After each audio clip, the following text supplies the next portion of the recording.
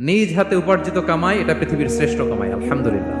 পরিশ্রমের মাধ্যমে যে উপার্জন, এটাকে ইসলাম আমাদেরকে উৎসাহিত করে। শুধু নামাজ, রোজা, জিকির এগুলো নিয়ে ইসলাম আমাদেরকে পড়ে থাকতে বলেনি।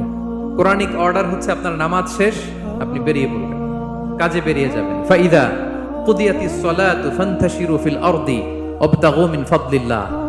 বিধানটা কার বলুন? আওয়াজ করে বলুন, বিধানটা কার? এটা কোরআনিক ভার্ডিক্ট, কোরআনের বিধান। নামাজ শেষ, ভুল হয়ে বসে জিকির করতে বলা নেই আল্লাহ। আল্লাহ বলেছে ফান্তাশিরু ফিল আরদ ওয়াবতাগু মিন ফাদলিল্লাহ, জমিনে ছড়িয়ে পড়ো, আল্লাহর রিজিক তালাশ করো। নামাজ শেষ, বেরিয়ে যাবে। কৃষক চলে যাবে মাঠে, শ্রমজীবী চলে যাবে ফ্যাক্টরিতে, শিক্ষকরা চলে যাবে তাদের শিক্ষা প্রতিষ্ঠানে, কর্পোরেট ওয়ার্ল্ডের লোকেরা চলে যাবে তাদের প্রতিষ্ঠানে। ডেভেলপমেন্ট করতে হবে, সিভিলাইজেশন করতে হবে। নামাজের পরে গোল হয়ে বসে থাকা চলবে না। কি ব্যালেন্স দেখেছেন ইসলাম? আজান হয়েছে তো মসজিদে আসো, নামাজ শেষ বেরিয়ে পড়ো, আলহামদুলিল্লাহ।